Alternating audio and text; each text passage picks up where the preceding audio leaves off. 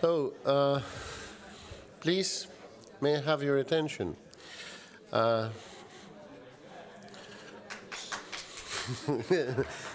It was, I know it was delivered beautifully, but wait, there's much more to come. So, welcome back to the plenary. Maybe there's a feeling we're getting close to the end, but no, we still have very interesting things ahead of us. We have a plenary full of highlights, and we're going to start with a presentation that will be delivered by Professor Markus Spert. He has been professor of, among many other things, professor of digital education at Delft University of Technology. And now, very recently, he has also become professor of learning sciences in higher education institutions at FernUniversität. So welcome back to Germany, at least. And he will present on this very technical but important topic, learning analytics for data-enhanced education. And of course, data management, data treatment are key in every field now, and of course it can help us to enhance the meaning, the purpose, and the results of education. Without further ado, I leave you with Professor Spert, who will talk for about 20 minutes, then we'll have a few minutes for Q&A session.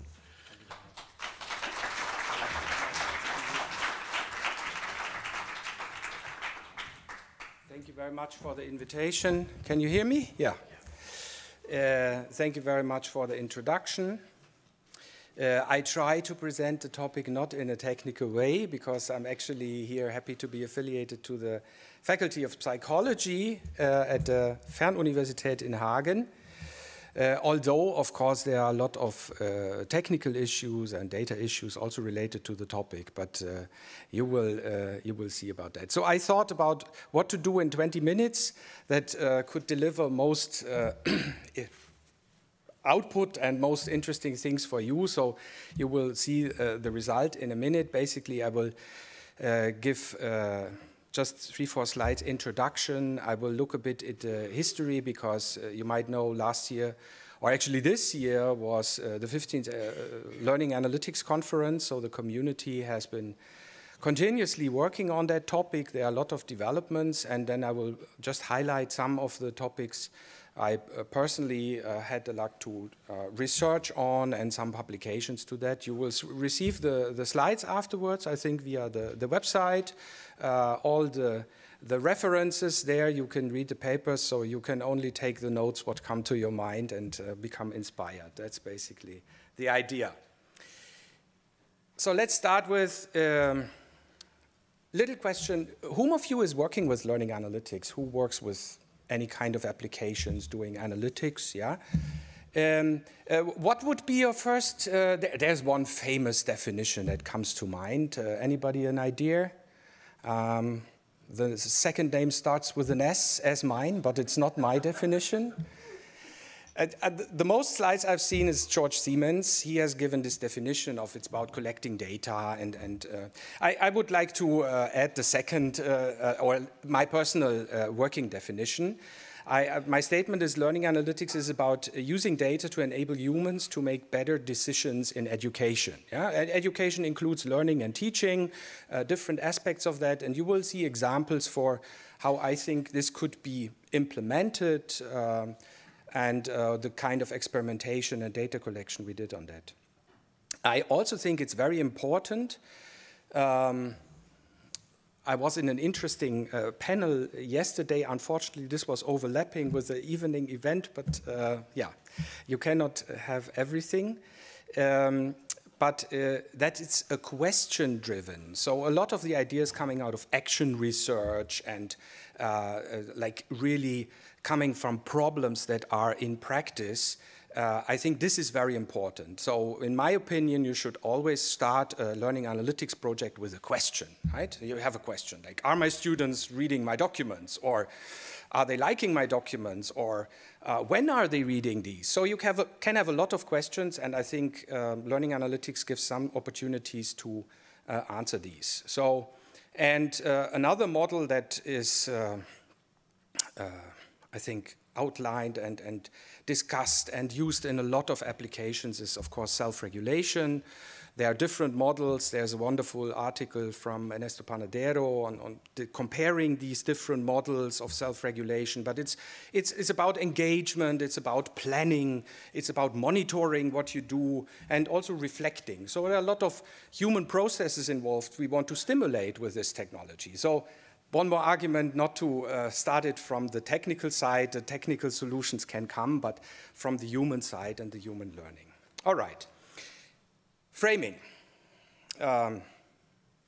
Some of you might know this joke. It has been presented in different ways, but a lot of issues with learning analytics applications come from the problem that, of course, typically in learning management systems, you collect a specific type of data. And that data leads you to look, this is the data what we have. We can see where students look at. So then this limits sometimes your inspiration. But it also has a secondary effect, and this is one of my favorite authors, Cory Doctorow, and he has a short story. If you Google that, you can read and listen to the short story. It's published open content. And the story is basically about, let's assume you have certain data, and then you use this data to give feedback to students, for example. What you present is also a yardstick for changing behavior. Yeah? So you present an indicator, and let's say you have been visiting this lecture so and so many times, or you've looked at that and that many parts of the course. Of course, this triggers some thought on, oh, should I probably look at more parts, or probably at less parts, or it has some suggestion built in. And in the short story, this describes very dramatically where this could lead to. So let's think about framing of data we present in learning analytics. Let's think about behavior change that we want to trigger.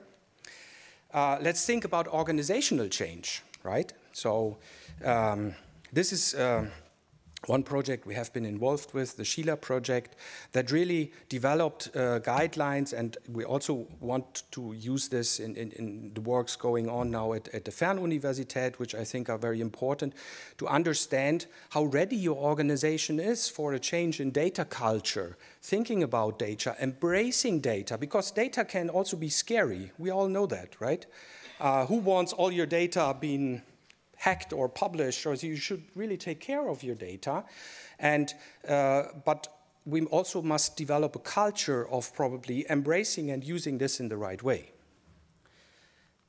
And last but not least, this is a recent book from Etienne Wenger, thinking about learning networks. And I did some work with a former colleague from the OpenEU, with Martin de Laat, who is now in Australia, on what value does learning actually create.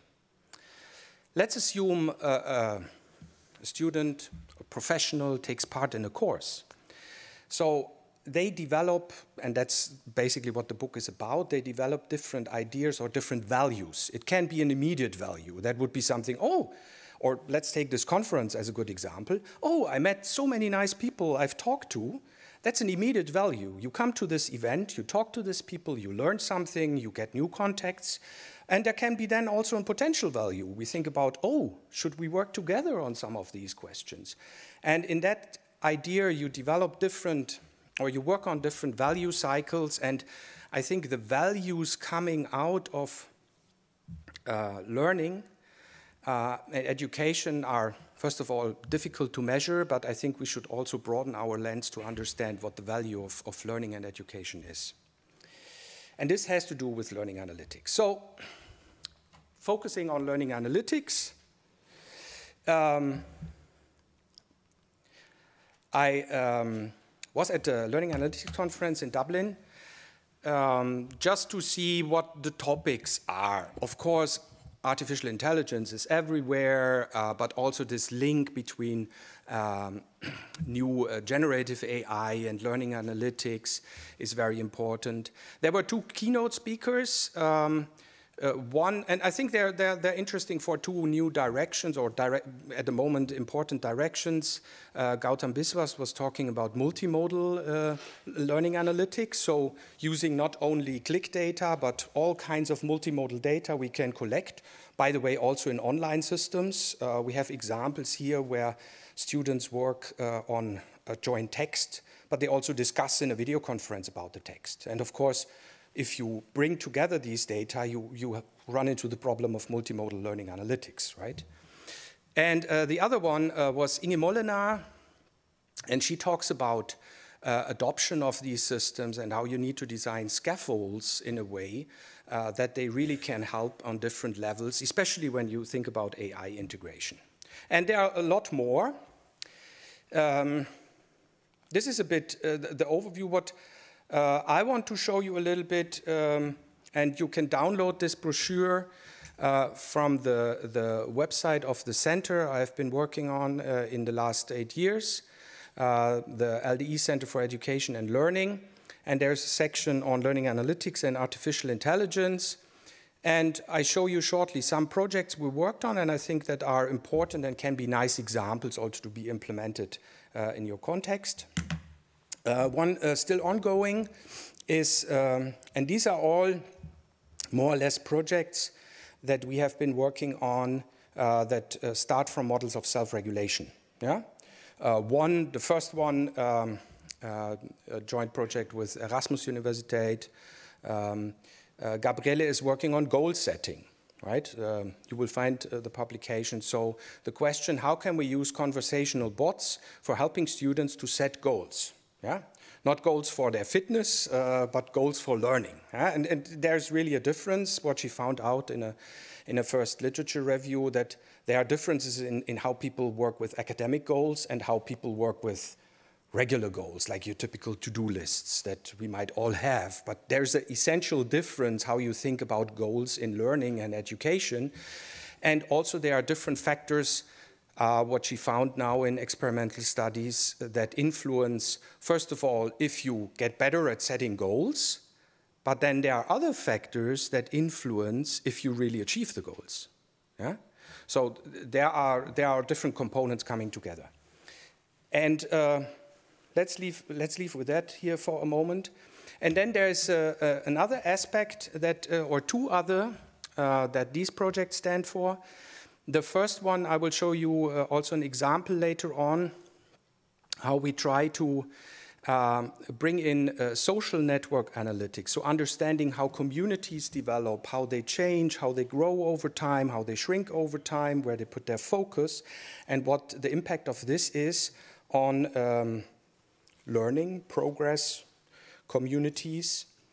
And I think that these social interactions are very important to understand learning processes. Probably as a general remark here, one tendency I've seen in this 15 years also is much more going from understanding single behavior and interactions with learning materials to understanding the learning process, right?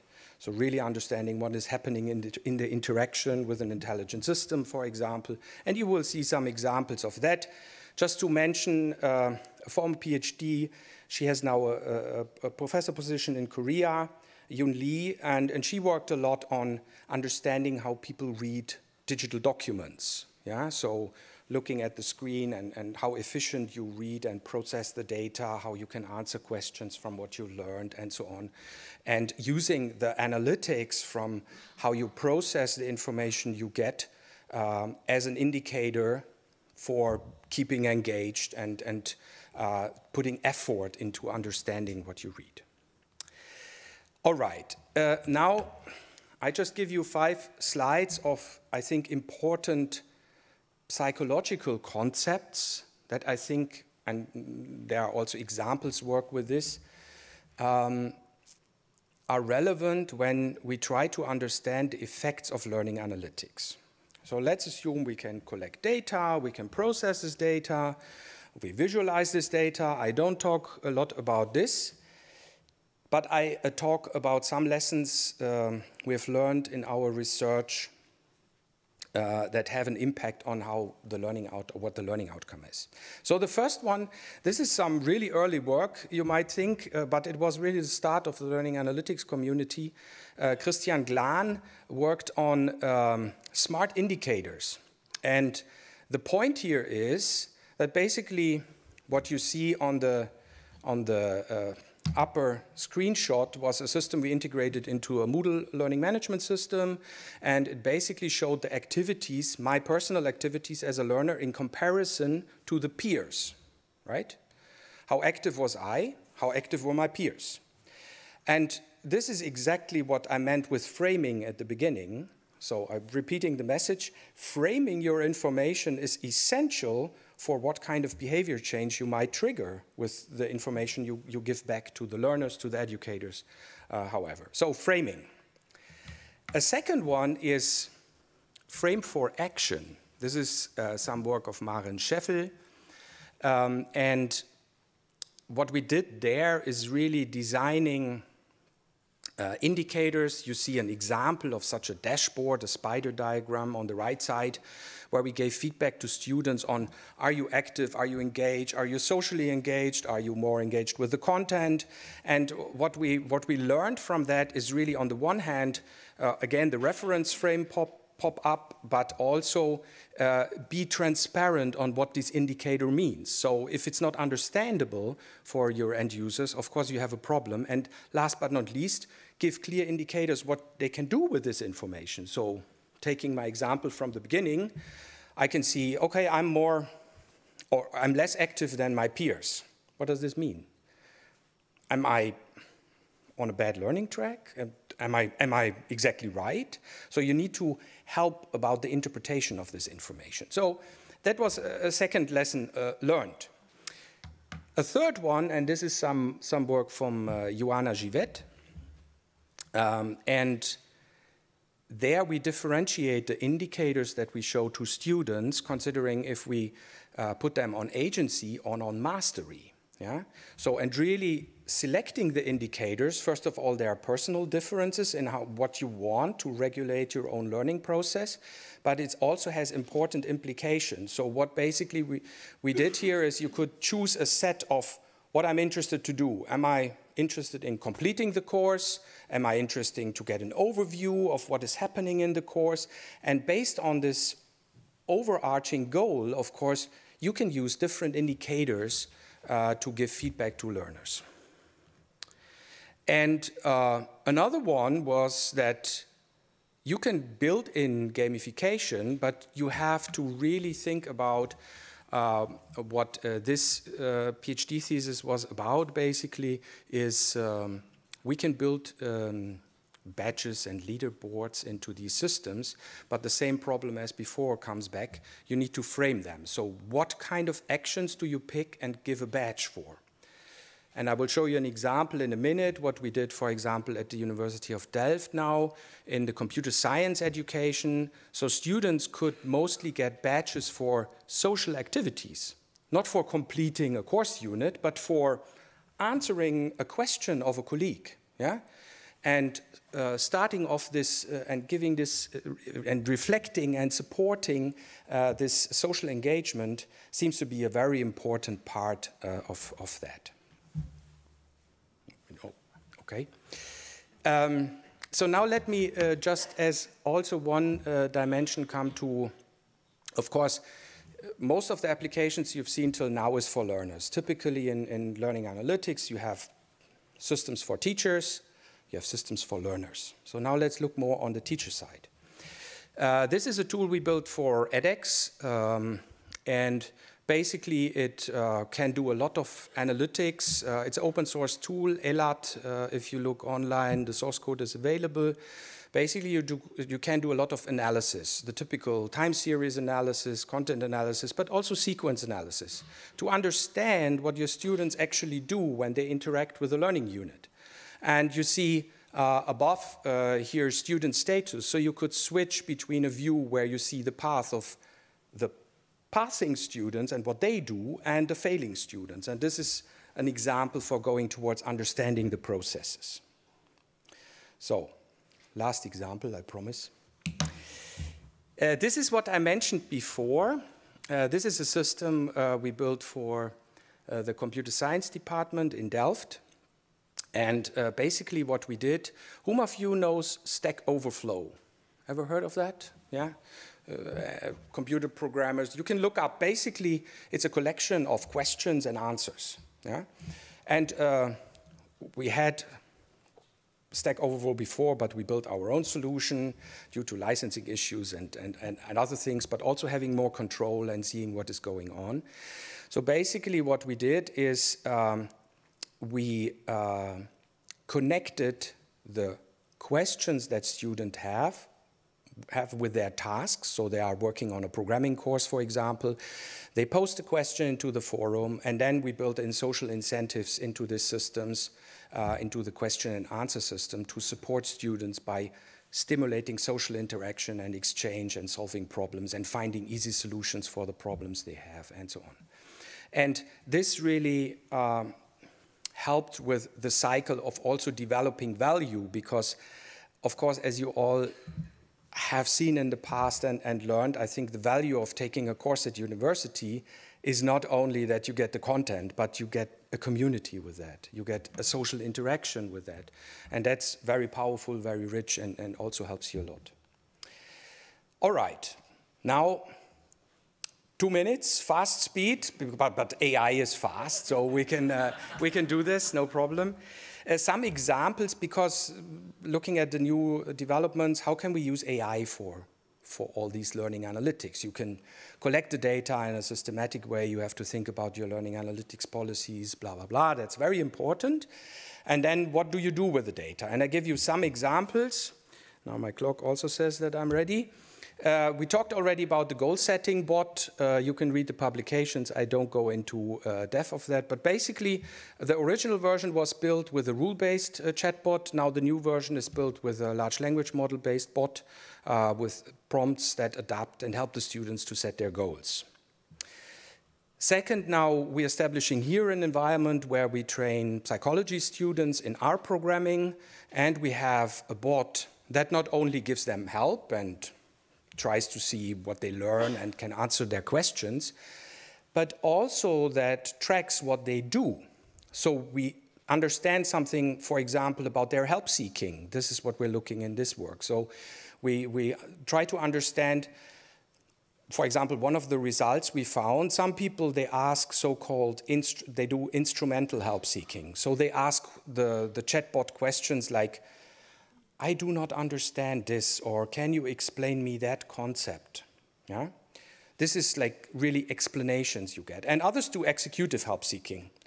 Here is my task, give me the code, copy the code back into the learning environment, problem solved. But of course, not learned much. This is also exactly what we saw with high school students and these different behaviors you want to learn about and see, because you can give an LLM to your students, but probably this is exactly what happens. They just use it for creating a solution, and they learn worse than before, right? And then to also give an example for the teacher side, this is a very nice master thesis. You can also download, sorry with the overlap, but the idea was basically to take the logs of all courses and provide different reports to lecturers.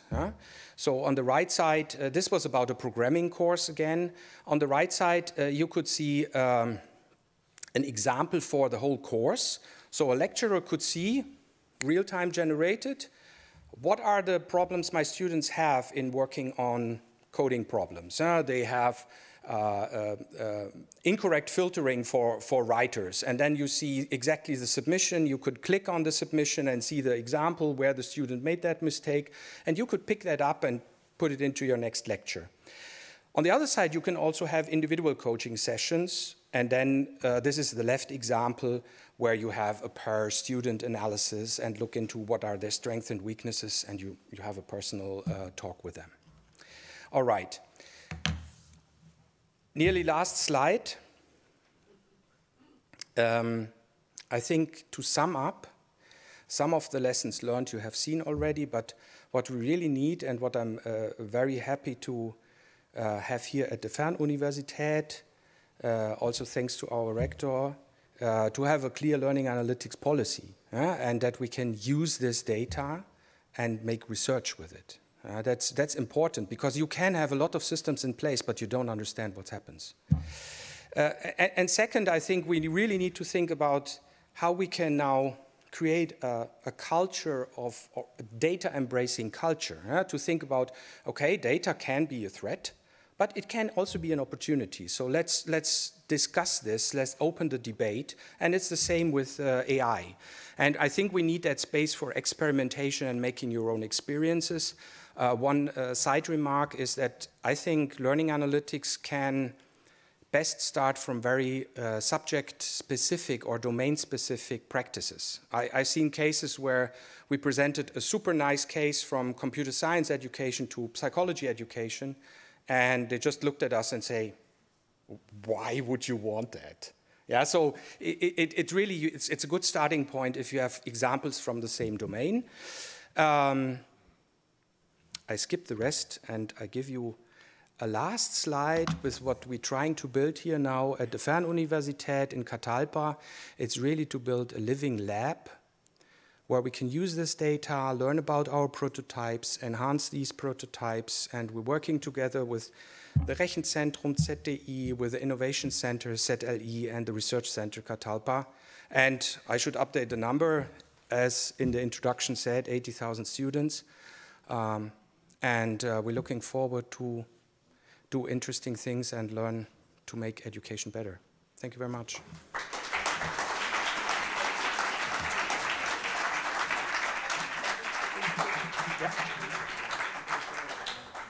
So thank you very much, Professor Specht, for sharing with us your immense knowledge. We have time for at least one question.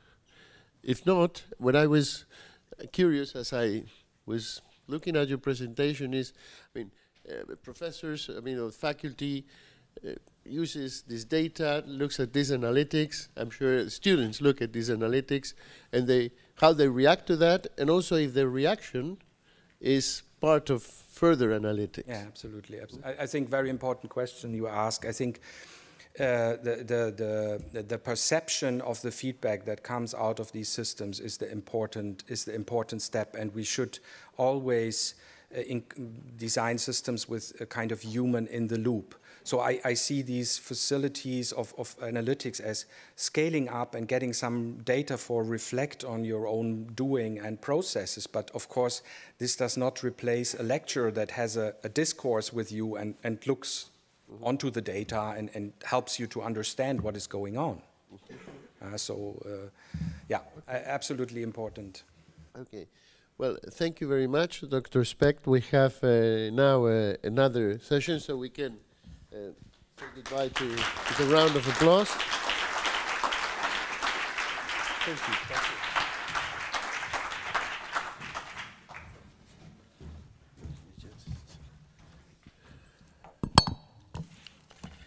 And now we have say a double session. Yes. Combined. Combined, yes, or mixed. Combined is a beautiful word. If we have with us Maartje Hendrik, sorry for my Dutch, who teaches at OUNL and is an expert in digital learning ecosystems, among other things. And also Marcelo Fabián Maina from Universitat Oberta de Catalunya, who is a researcher in innovative teaching methodologies, has found WOC as the right place to conduct his research. They will present a report on personalization of education, enhancing equity, learner agency, and academic success. I have expectations with this presentation, especially with this notion of this notion of learner agency. Personalization looks always like something that we do to students. We tailor things to them so they learn better and more comfortably and so on. But now it seems that we can increase their agency, and you're going to tell us how. So I leave you with them, And I guess it's 10 plus 10 minutes, and then 5 minutes. Yes, so thank you very much. Thank you for the introduction. I will open the PowerPoint. We skip with the PowerPoints all the time. So thank you very much for the introduction. Let me say, first of all, thank you for the EADTU conference to give us room to present this result of a collaborative work of almost 1 year in the starting point until today, and a collaborative writing also, and a discussion that we maintained during all these months. We represent, in fact, a group of authors that collaborated to this report, and this is the result of the task force on personalization that we started discussing last year in 2024. If you remember well, it was in Cyprus we started discussing that. And the idea was to explore strategies, policies, and practices that we were having as members, universities of the EADTU, and personalization within institutions and across institutions also. Main goal was to share these expertise and practice while also deepening in the research of these practices and concepts already existing. Mapping approaches and developing reference models. This is part of our agenda. This is so for now we present the report that is a collaborative effort, as I mentioned, of 13 experts from 13 EADTU members institutions. As you see here, we even have the collaboration of FernUniversität from Canada and other European universities. So you can download the report that is very fresh. I think since this morning it's available there. This is the URL, but give attention to us while you download that at the same time. As you see, it's 7 chapters report where we explore definition and pedagogical foundations of personalizations that led us to a lot of discussions. The conception of chapter 1 was probably the most important one at the beginning, just to set the basis and then go further, advance. We will explore institutional strategies and maturity models that we present there to help institutions implement it. We will dedicate a specific moment in this presentation that Marcy will take around these other 10 minutes to chapter 3, because we are in a conference that deserves that chapter in particular, go deeper in the discussion. But we also explore in chapter 4 curriculum design and flexible pathways, including evidence we've been seeing these days in the keynote, first keynote we have on Wednesday, another presentation on personalization, how we start thinking personalization in a broader sense. Not only focus on personal perspectives, individual perspective, teacher perspective, but also institutional one. And it leads to, for example, thinking about institutional approaches to personalization and macro and micro levels of personalization, or giving more power to the individual to personalize learning pathways. That comes with all this idea of macro-credential and flexible pathways.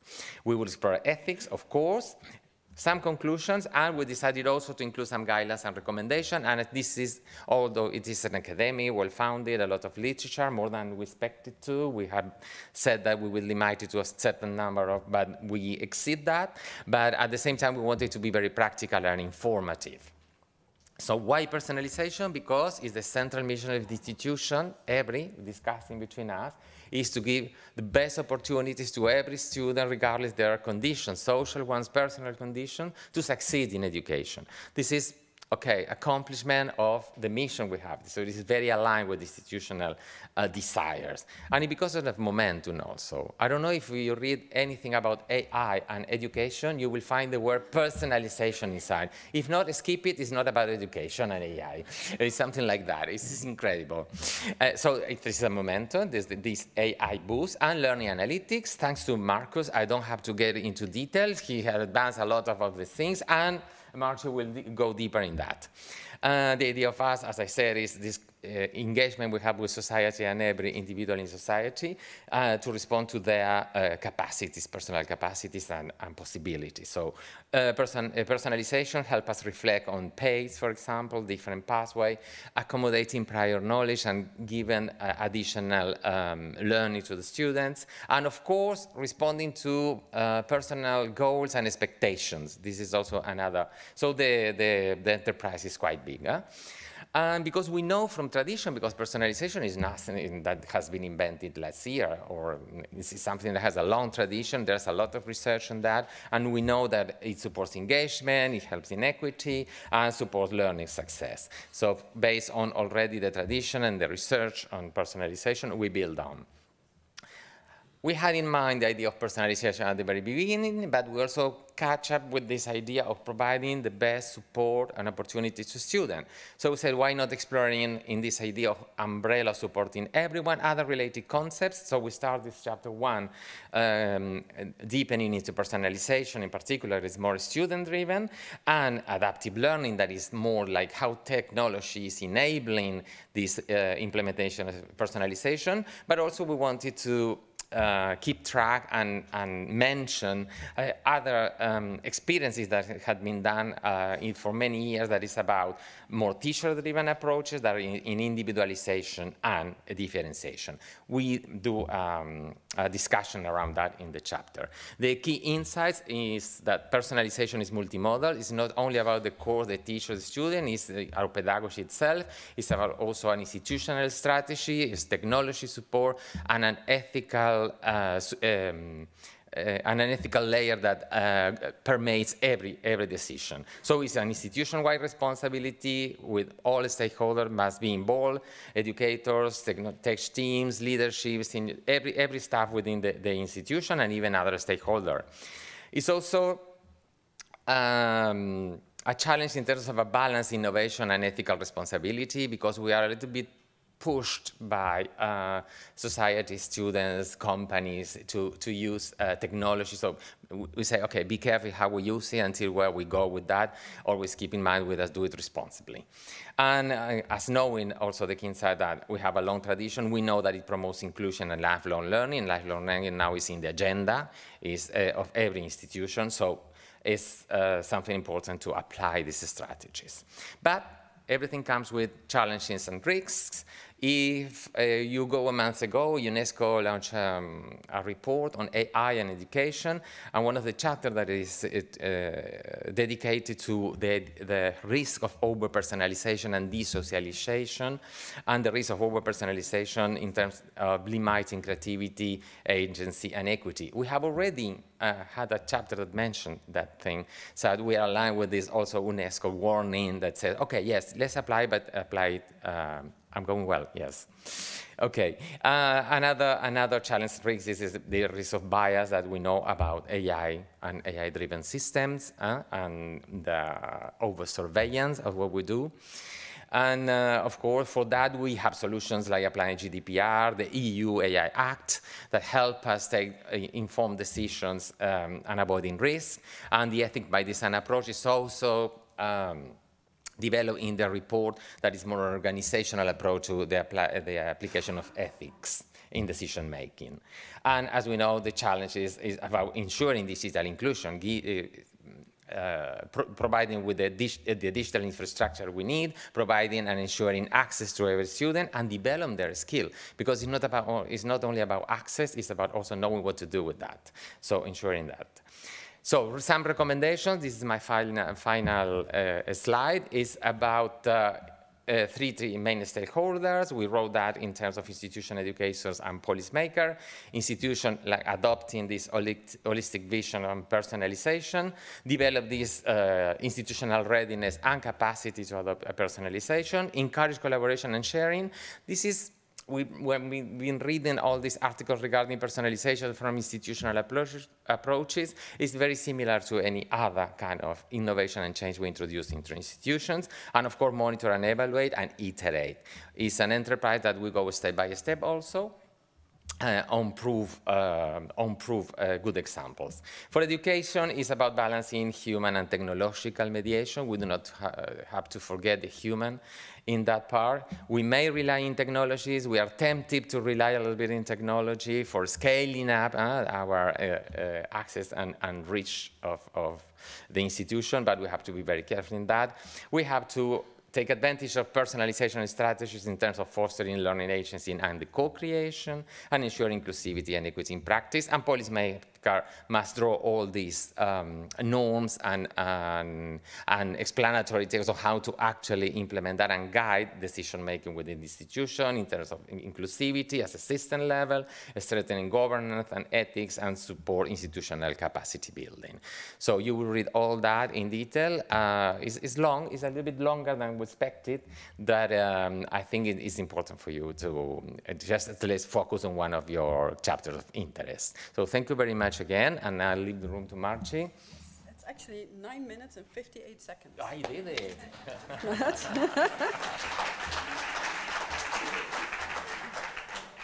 Yes, so thank you. Wait, oh, this one.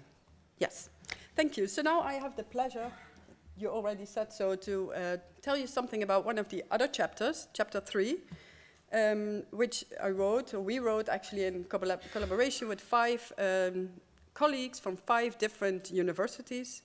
And in this chapter, we look specifically at the technological dimension. So we describe tools, technology systems that can enable and support personalized learning at scale. And this connects, well, you didn't really go into it that much, but to the technology-driven adaptive learning concept that Marcelo just showed us in the matrix. So what does technology actually mean for personalized learning? As educators, we want to support our students the best we can in their learning. And like Zhang and colleagues formulated it, we want to tailor our teaching to the individual strengths, the individual preferences, needs, but also goals of students. And we want to emphasize flexibility in this, in what is learned and how learning progress is demonstrated and how it is learned. And technology plays a big part in this, as it can be an enabler, but also an accelerator of this that can actually make it happen. So you have these data-driven systems, you have AI, you have digital tools, and they make it possible to transform this theoretical or this ideal actually of personalized learning into a practical reality. And it can do so by adapting instruction. Well, some of it is overlap with you, with the previous keynote, but it can do so by adapting instructions to the preferences of students. It can do so, of course, also by using data, the learner data, the learning analytics that we just heard a lot about. And this way it can create a truly adaptive educational experience for students. The role of AI, actually I don't really have to tell that much anymore about it, but still I'll do it anyway, because AI can support personalized learning in several ways. It can support it by using the data from the learning analytics, by measuring, collecting, analyzing this data, and then using this data to provide personalized feedback, to provide insight in how students learn, basically, but also in the context of adaptive pathways. It can be used to adapt content, pace, teaching methods, and then based on this, it can ensure that each student gets the right tailored support actually for learning. And regarding predictive systems, it can be used to identify at-risk students, for instance, and then provide them personalized interventions and even prevent them from falling behind or from dropping out. That is also possibly so. An interesting AI-enabled system or a technology that supports personalized learning is intelligent tutoring system. So such a system uses AI to provide customized instruction, customized feedback, and support the student in its learning. And these systems have actually been around for quite a while now. The idea stems actually from the 70s, which is quite long ago. I know I am from the 70s. And the system was introduced in the 80s for the first time, but with all this technological advancements and with the AI technology getting better and better and more within reach, these systems are getting really powerful. And the system is built around 4 components, and these components together, they simulate a human tutor or tutoring. And they do this by assessing students' knowledge in the system and then identifying the gaps and then adjusting the teaching strategies to improve or to support the learning in real time for students. Then we also have learning management systems. There's traditionally a learning management system was a digital platform that supports personalization, but in the context of administration, in the context of course management and progress tracking. Think of platforms like Blackboard, like Canvas, like Brightspace, actually. But when you integrate AI technology in this, these systems can become adaptive learning platforms, and that can be very powerful, of course, because it enables then personalized experiences at scale, and then you can think of these things, again, personalized pathways, continuous assessment, data-driven insights also, and intelligent real-time feedback. So it's all to the benefit of the student, basically.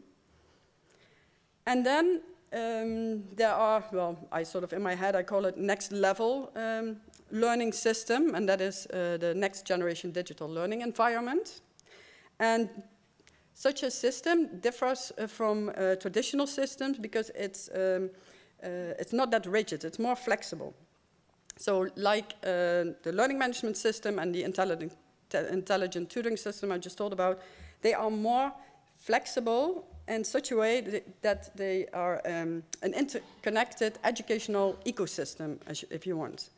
And they are built on a component agnostic architecture, which is a whole mouthful, but it means as much as that it consists of different building blocks that are compatible and compared to Lego blocks. And these blocks together make it possible to integrate various tools and platforms and to the preferences, basically, of your institution or of the need of the students and the teachers. So because of this compatibility, there's this interoperability between these building blocks, and that makes the flow of the data possible between the different, within the whole system, basically, within the whole ecosystem. And they have the power to facilitate personalization, but then that, of course, depends on the building blocks that you integrate in this. But it can create, overall, a more dynamic, a more responsive learning environment. It can be tailored specifically to the needs of the students, educators, and the institution. And then, of course, I also want to mention the emerging technology of generative AI, because I cannot do that if I talk about this chapter. And that, of course, makes lots of sense because it has so much potential, possibilities in the personalization of education. So there were already a lot of sessions during this conference about Gen AI and what it can do for education, what you can use it for in your education, and that makes, of course, perfect sense because it's really a powerful tool, which, of course, if used correctly, obviously. So think about conversational agents like the ChatGPT or the GEMs from Gemini, also these days, and they can provide this real-time, tailored advice to learners. They can engage in personalized dialogue with learners, but it can also be used to create personalized, customized educational content. For instance, think about quizzes, summaries, assignments, and also to make adaptive learning experiences possible that adjust to the learner performance and interaction.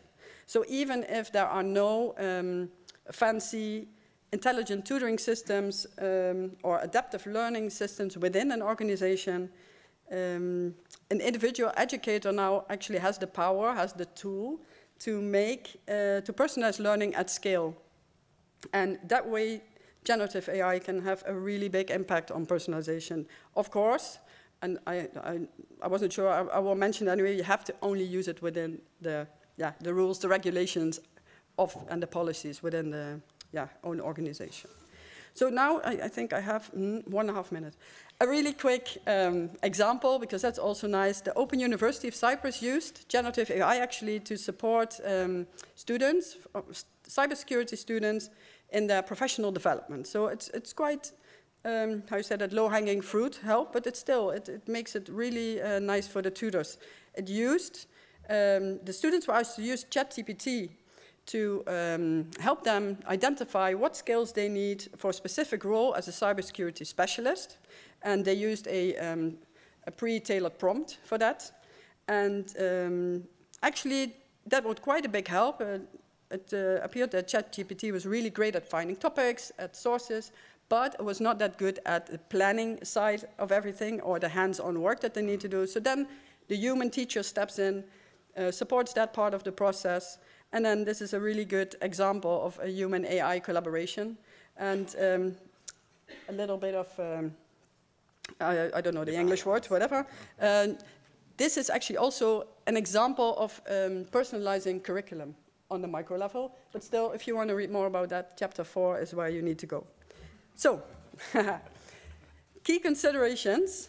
Quickly, of course, the success depends on balancing these technological capabilities, because pedagogy always has to come first, not the technology.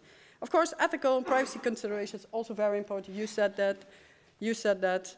There's a whole chapter devoted to that in the report, so also check that out. And lastly, like, technology is not there to replace educators or humans. It's there to empower them, actually. So you should complement. You should use it to empower you, and ultimately it would lead to the best of both worlds, really. So now, without further ado, the report is officially launched. It can be found here.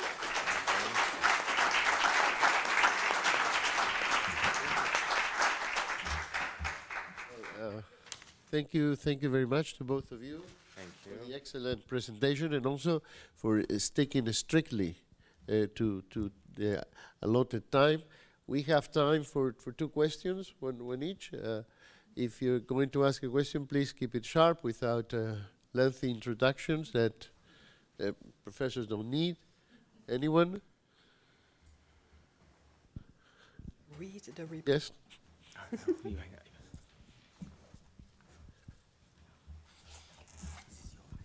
Thank you very much. I'm totally agree that the human agency is really important today, especially in the age of AI, because human agency and the cognitive sovereignty actually with the human agency is under critical position today. So I think when we develop the AI tools and integrated educational technology in our educational systems, we should be careful to support our human dialogue and human agency in the process. So what do you think about the future of dehumanizing education process, and how to cope with this agency problem, actually? So how to protect the human agency in AI age? Thank you. A nice answer. The first question was about technical. Yeah, how do you Actually, it's theoretical. It's just an opinion, yeah, about the future of integration of AI in education and how to protect the human agency and the human dialogue, and protecting education from dehumanizing. Okay. Yeah. Okay. Probably in the first chapter where we discuss different concepts and approaches, we know that from long tradition of each one of these concepts, they have assumptions behind that. Personalization is a more constructivist approach, is more based on decision of the person, the individual, fulfilling personal goals, professional goals, and expectations. While more adaptive learning systems come from more a conductivist approach, where learning seems to be pre-planned in a certain way, pre-organized, and this is something that is a little bit conflictive. So we say that with the arrival of AI, probably this is a way to fix that, that probably in the middle. So AI can support us in taking more focalized and more individuals support to one, while giving agency to our more preoccupation is more giving agency to the person itself, not to the necessarily to the teacher, but to the person itself to take decisions. In this sense, we think, but there's always a risk of over-relying on technology, and this is the other side of the AI that is conflictive in this sense. We don't have an answer for that in the future, but I think that's why pedagogy is this important. To not forget to make that leading. Yeah, not to leave it on the machine itself. Yes, exactly, and not yeah. leave it on the students themselves, like, but have a plan with that, you know, a sound pedagogical plan. Behind that to sustain that. Yes. Okay, thank you. Since you have both answered, we're going to have a very short update. Not to take the space from the speaker, but an answer to your question you can find on admit.eadtu.eu. Is all a project about the use of AI in education. Follow me. Yeah, follow us. Just a final word regarding encouraging people from the EADTU Association and members to actually engage in this task force, because we don't get into the task force as savvy people. We came with experiences and different experiences and practices and knowledge. We go deeper into that. We have discussions, and EADTU is not only a yearly conference, but it's also something that goes through the entire year. So it's a way to reflect. So I encourage task force. I know it's difficult. Thank you very much to Stefan Mollmann. Where are you? I don't know if there, because he was very patient with all of us, doing the logistics, encouraging us, motivating us, the reminder of the reminder. So thank you very much for everything. Nice. Thanks to you. So now we move on. We move to one of the.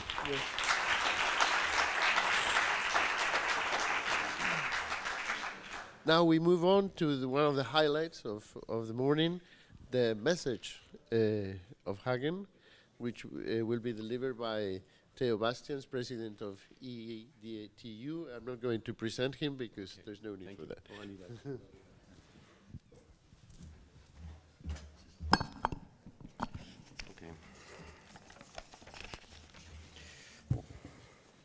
So it's time to wrap up this conference a little bit. And we do that every year with a message, and then named after the city where we had our conference.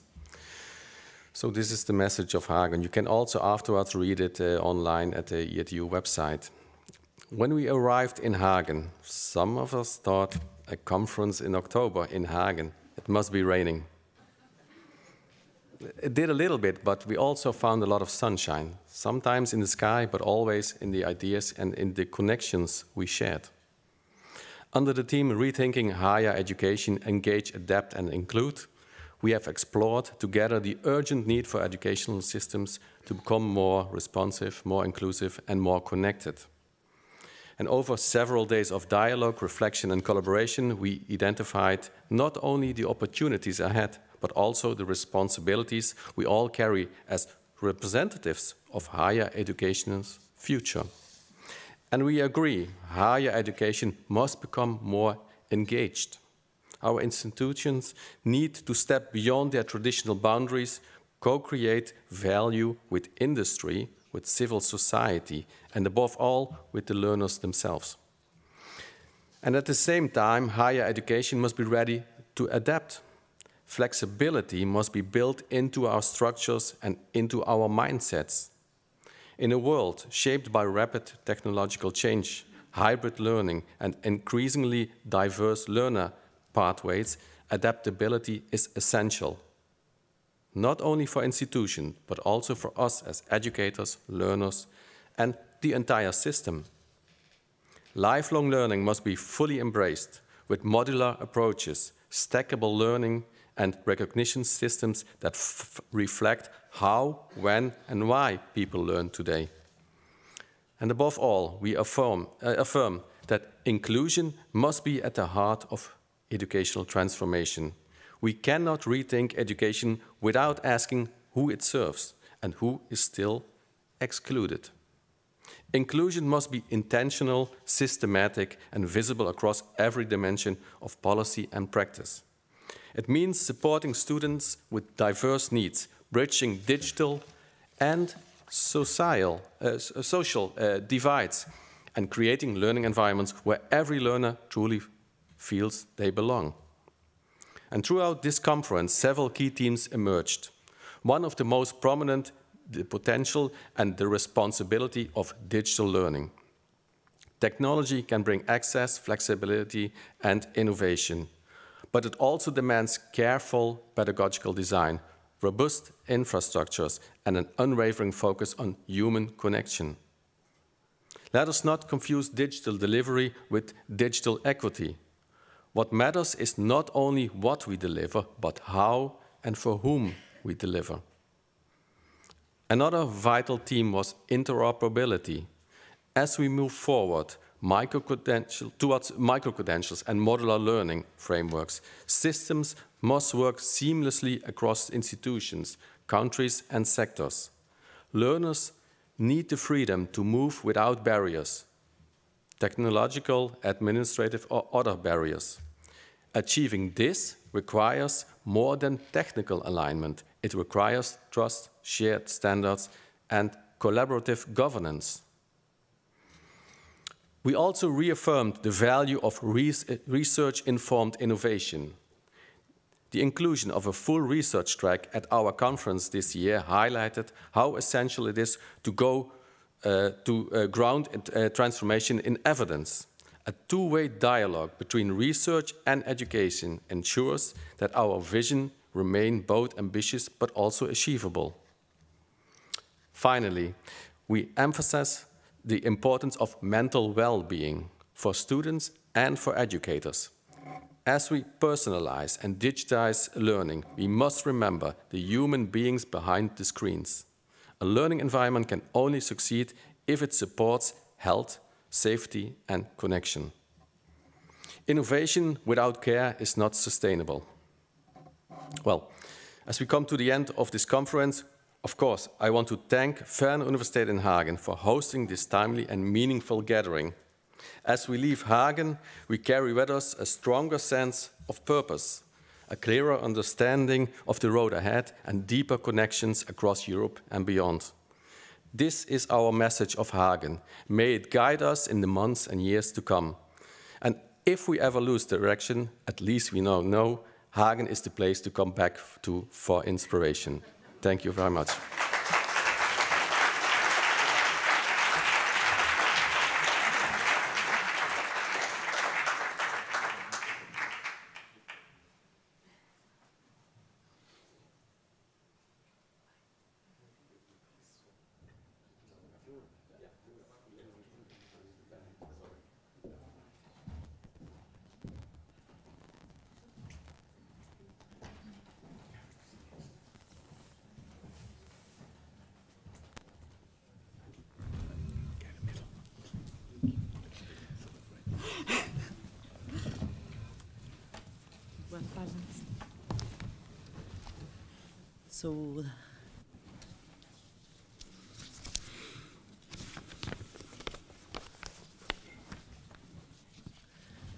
So thank you very much for reading the statement. I think that behind the words, there's a lot of things that should be discussed. Theo has talked about engagement, flexibility, adaptation, inclusion, interoperability, for sure, research based on data, and for sure on digital well-being. So we have, I think, more or less 25 minutes, no more, so maybe each of us could choose one of these issues that has been highlighted during the statement reading and add the comments or the reflections that we consider. Who wants to start? I had prepared a Mentimeter if we want to do it, but if we don't have to. No, for sure. Yes, yes, no problem. It was, the idea was just to get a bit of action. Okay, perfect. And it's ready here.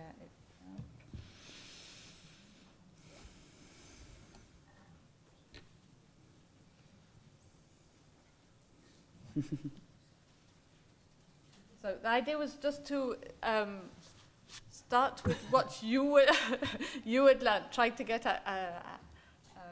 you thinking again and in good pedagogical approaches, thinking about what you've learnt during the 2 days. So the first question will be what you learnt that gave you hope for digital education in the future. The second one is what your concerns about, what are the risks, what are you worried about, and the last one would be research, future research, what is missing, what we still need to learn about. So. Okay. Okay. Yeah, oh, I can, so it's written at the top. I can give you the QR code again. You needed to go, now we can access. Yeah, someone, Diego said he didn't have it. Yes. Okay, go. And I'm sharing as we go along.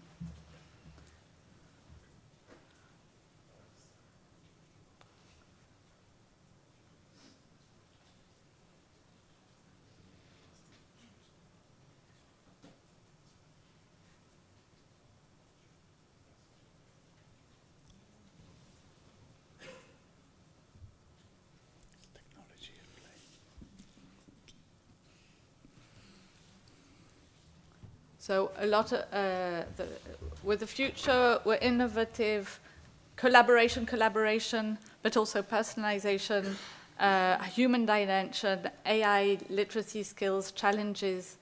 We're worried, okay, that's the other question about worries, but we'll come back to it. Human well-being, lots of students, inclusion, caring, data literacy, inclusion again, ambitious, personalized learning.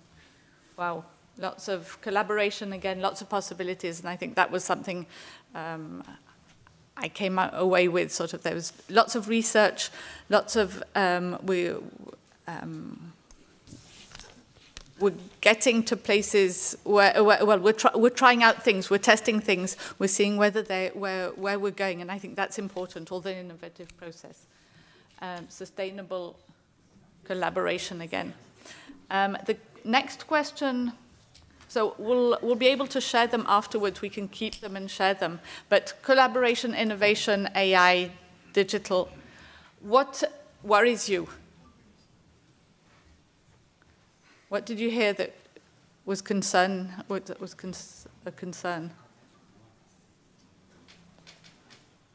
AI. Yes, it's a potential and a concern. And I think that's what the message, a lot of the talks about that we had were very much, we had to look at the context. What are the learning objectives? What are we trying to achieve in which specific environment? So AI again, so much AI, metaverse, yes, very concerning. I found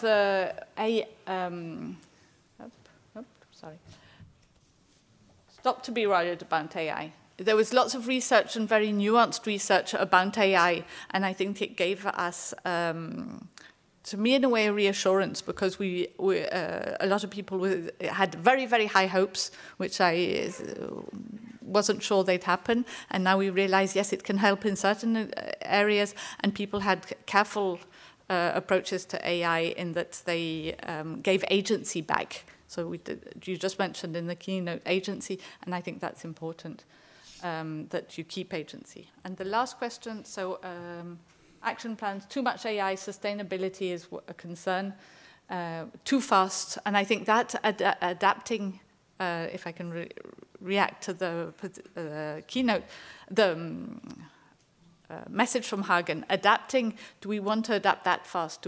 How fast do we want? And I think we need to choose how we adapt, what we adapt in, and where we go. And the last one is research. What do we need more research on in the future? And then I'll leave it. I'll leave the latter, yeah. What is still missing?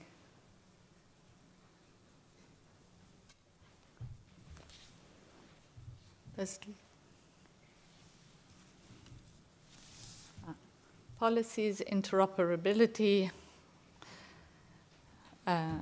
innovation, open source, balance of human and AI, equity, didactics in online learning, using technology, teach smart, implementing and evaluating platforms, data law, lots of... Okay, shall I change? So you can continue if you haven't entered what you want, but we'll share it afterwards with the EADTU. So thank you. Thank you very much. Thank you very much for letting us participate in the reflection. Okay. So, well, thank you. I would like to speak for the future, and we do that a lot anyway, I know, but I'm talking about a far, far future. And to do that, I would like to state we live in extraordinary times. I'm not sure whether you agree, but I can make an argument for it. November 22, ChatGPT, suddenly everything seemed different, and what we've heard here tells us it is different. The pandemic, March, April 2020, social media, smartphones. If you think about what we used to do, what we don't do anymore, you can see how much has changed. Paying cash, yeah? Or we fly, but we fly with a little bit of unease in the back of our minds. And also learning in the classroom with a teacher telling us what we need to know. That seems really quaint now. So almost everyone I speak to will tell you, yes, we need to change. But please not on my course, my program, or senior managers don't allow us, or the systems don't make it possible. So I'd like to bring two thoughts in here from Oxford philosopher William MacAskill. I'm not sure whether you know him, in a book called What We Owe the Future. Now, first, his argument goes that his argument centers on the philosophy of long-termism, and that's positively influencing the long-term future. And that's at least 10 years, 15 years from now. Is one of the most important, according to him, moral priorities of our time. And if you think about it, we've got about 5,000 years of human written activity culture.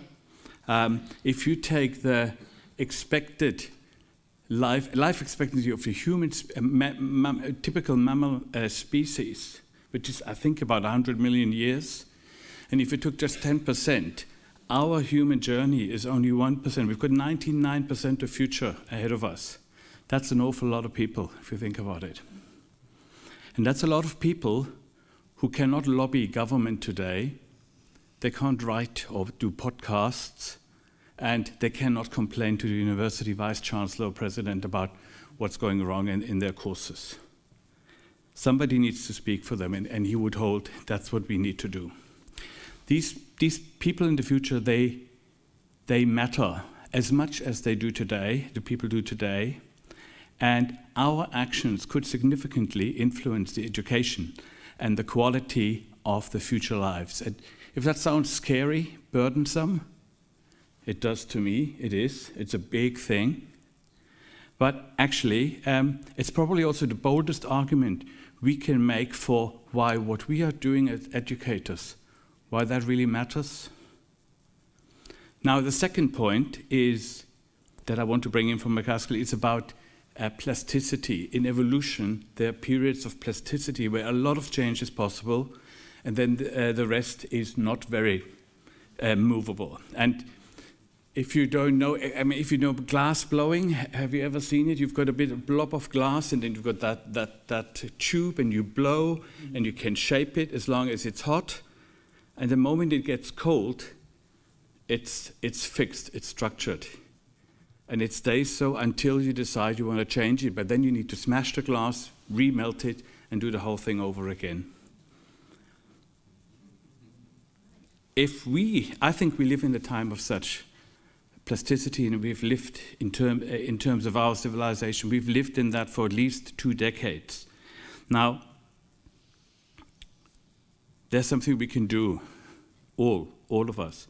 Good educational design and practices of today might become locked in once once the glass is cold, locked in for decades or even centuries. And if you think about assessment, our exam today, it kind of started in the early 1800s in Cambridge. Actually, it started in China in the 600s. But it hasn't fundamentally changed in the last 200 years. Whatever we change now might well last for a long time.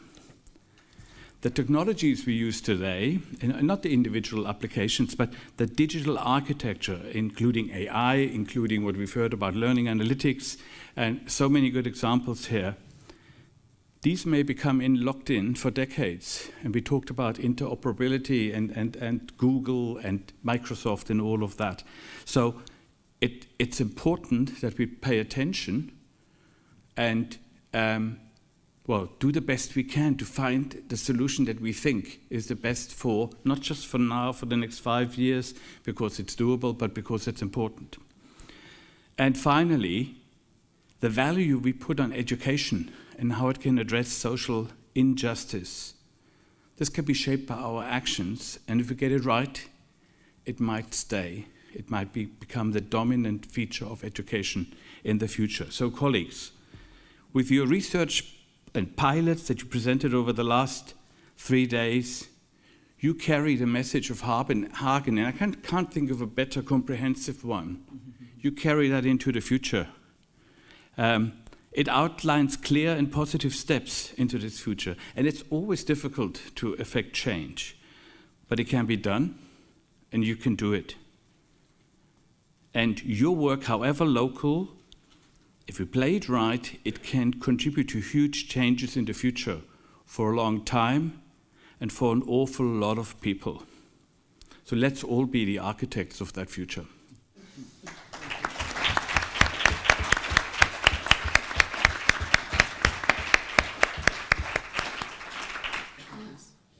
Okay, so it's hard to follow up on that impressive comment, and it was more like a agenda setting, which I very much appreciate, of course. So I would take up this issue of change, because that is obvious, the overlooming issue in the room, and that also guided many of the contributions here. So, and I also appreciate the appreciation, but not in my backyard. So, yeah, everywhere else, but not in my courses.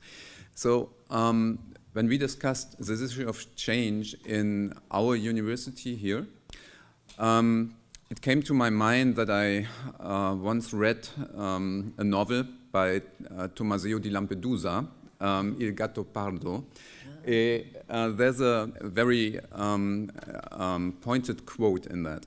So there's this old prince in Sicily, and he is confronted with his younger nephew, who joins the revolution in Italy, so in the 19th century.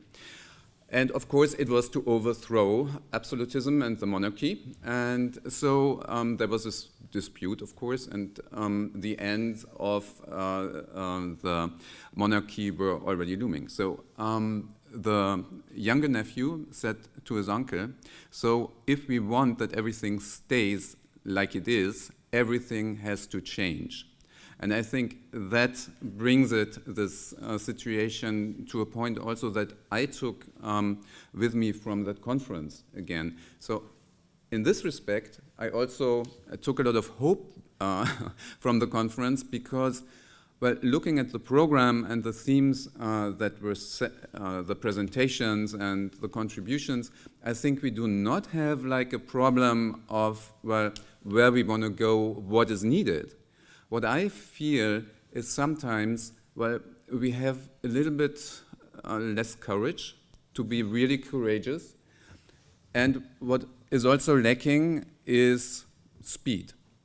So as public institutions, universities, higher distance education universities, of course, yes, there's all this burden of bureaucracy, administration, legal restrictions, and so on, and that hampers us, I think, really to make greater progress.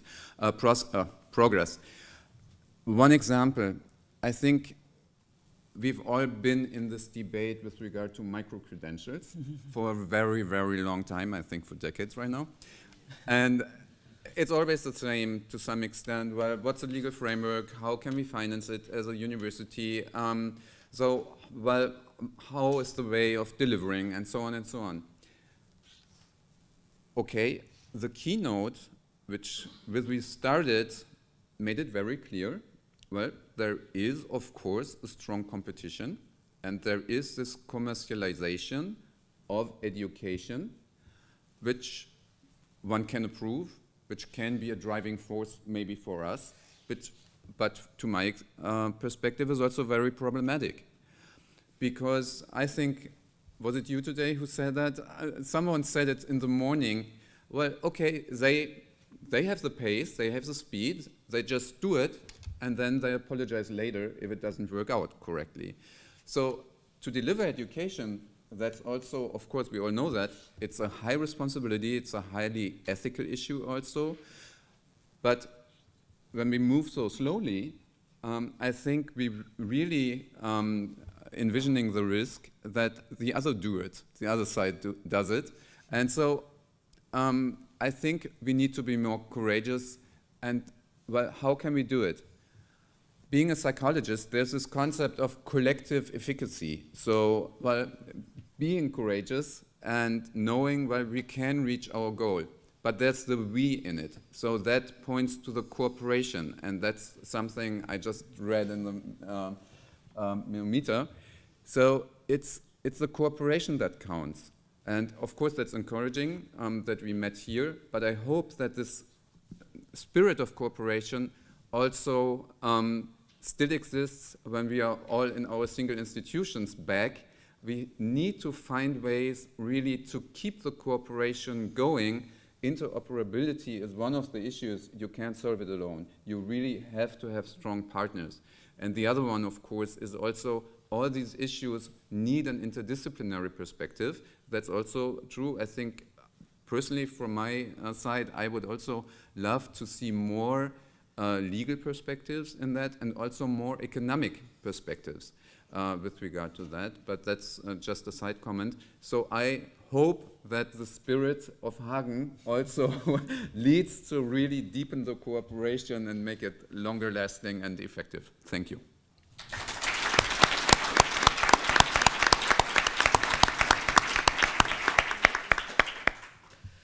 I had some comments about all the things that includes this statement, this message from Hagen. No? For example, in terms of engagement, we do know that it's imperative to foster this engagement through strategic alliances with our students, for sure, but also with all the other stakeholders that we have around us. But after having heard what my colleagues have said, I think that one issue is imperative for us, is this need for change and this urgency for change. I think that during the last decades we have been talking about many things, but now I think we agreed on this idea of urgency. No? And change management, no? The change mindset is something that we have to inoculate to our organizations. It's not easy. There's a lot of mental barriers, a lot of physical obstacles that we have in front, but we have this, I think that is the message from Hagen, this holistic commitment, not only from the ones who are in charge of the university, but also from our students. It has been wonderful what they have said this morning. And although the obstacles and the barriers are high, I think that we have not to undervalue our power. So we have the opportunity to advocate for a better higher education. We have the opportunity to lobby against all these obstacles, and we should be strong on that and never undermine what we are able to do. So we have to be strong with all the public authorities in the local level, but also in the national and in the European level. And while we are struggling with all of these limitations, academical, the budgets, for sure, always the budgets, all the technology, we should be, I should say, we should maintain this holistic commitment. We have to go all together. We have to fight together with all these issues. And I think that in this regards, the EADTU is an excellent platform to make lobby. So all these statements, all the documents, the personalization document is a very good one, for example, needs to be shown to the rest of the European community, and we need to keep hard and to be stubborn in order to make more visible all the actions and all the things that we are doing.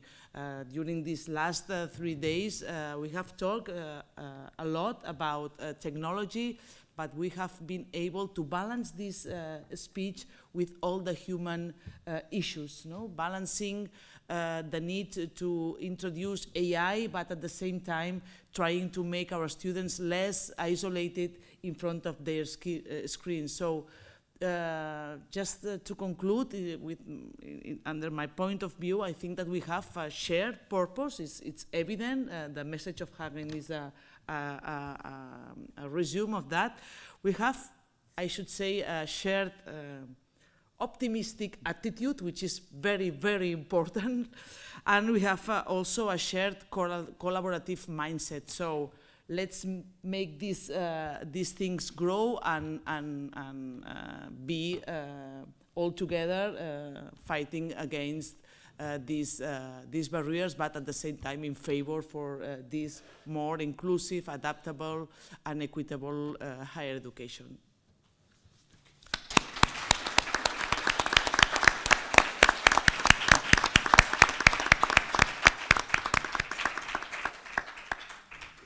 Okay, so we have finished, no? Sorry? Okay, Yeah, so it's your turn, yes, yes, yes. Yeah, I'll do it from there. So it comes a little bit abruptly, to find farewell words right now after we just had the statements, and my head is still full of thoughts with regard to these statements. But from my perspective, I would like now, first of all, thank all the people that made this conference here in Hagen possible. Of course, I would again express my gratitude that we had the opportunity to host this conference here, to you, Theo, and also to you, George. And I would also, of course, thank all the organizing staff. There's Stefan Meulemans, who, of course, was a great advisor for us how to organize this conference. But also, I would like to thank the other visible and invisible people who made this conference happening and brought it to a success. Well, what is a successful conference? It's more, I think, than the sum of individual contributions. So it is the spirit that actually evolves during the conference. So it's the personal interaction. It's not just the contributions, it's the atmosphere. And so, first of all, I would want to thank you all here in the room who made that spirit and this atmosphere and the creativity possible. So thank you for coming. And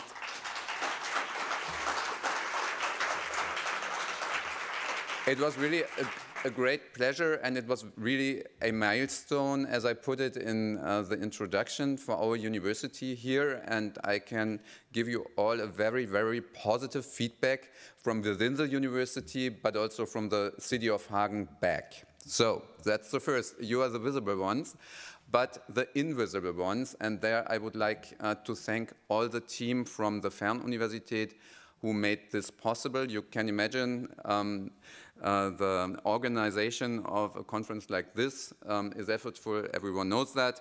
And so I won't mention now single persons because the danger is too high that I leave one of the most important out standing here. So I will name the teams. So it's public relation, it is event management, it is of course the international office, it is the team of OpenEU, and of course also the technical support staff, also from the ZLI, and many more. So I would really like to ask you for a big hand for all this organizing stuff and all my dear colleagues.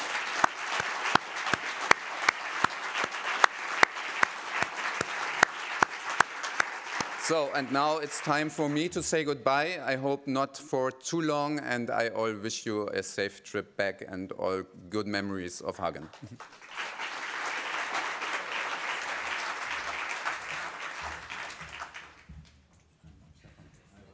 also present if you can stay a bit more. Yeah, so just also a short word from my side as guests of in Hagen, at the FernUni in Hagen. First of all, I want to thank you as participants, keynote speakers, panel members for making this conference such a success. And moreover, also for your contributions. They are essential for the students, for their study, but also to live to their full potential. So everything that we have done here is all about making it possible that students live to their full potential. I want to say a warm thank you to our host, FernUni in Hagen, for making us feel so welcome these days. They've been the perfect host, considering the food, the atmosphere, the whole experience was wonderful. The feedback that we received from all the participants was nothing but only positive.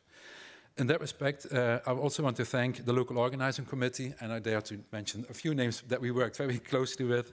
That was Franziska Demmer, Sebastian Loritz, and Patrick Abrecht. For their smooth and professional coordination and support, they made our lives so much easier in organizing this event. So we truly thank them.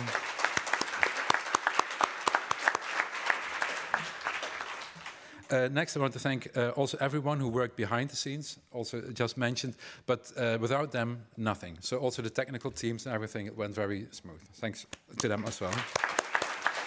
And of course, also my own amazing team of EADTU, Stefan, who did a wonderful job. He was the coordinator, the leader of organizing this event, and also with Bo, Miriam, and Alessandra.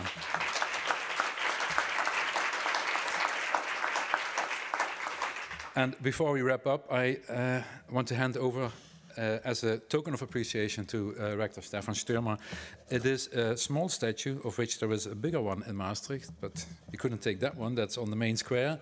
It's the Maastrichter Geest. It's the Maastricht spirit, and it stands for warmth, pride, and joy. And it is taking life sometimes serious, but also joyful. And I hope the Maastricht spirit stays also here in Hagen. And you're, of course, most welcome to visit us in Maastricht also. Thank you. Thank you so much.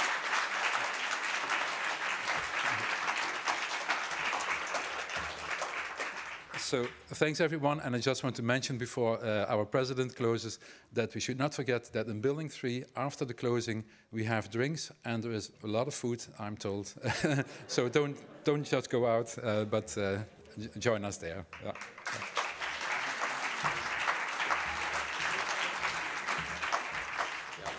Well, George, as a president, I already closed, but that's fine. Because I'm the organizer for next year's conference, and that's why I'm here on stage. I want to invite you, and the ones who were yesterday at the dinner, they already know, but next year we will be in The Hague in the Netherlands. The OpenUniversiteit has their brand new campus, so please bring your umbrella and join us next year again in The Hague. Thank you very much. Have a safe trip home.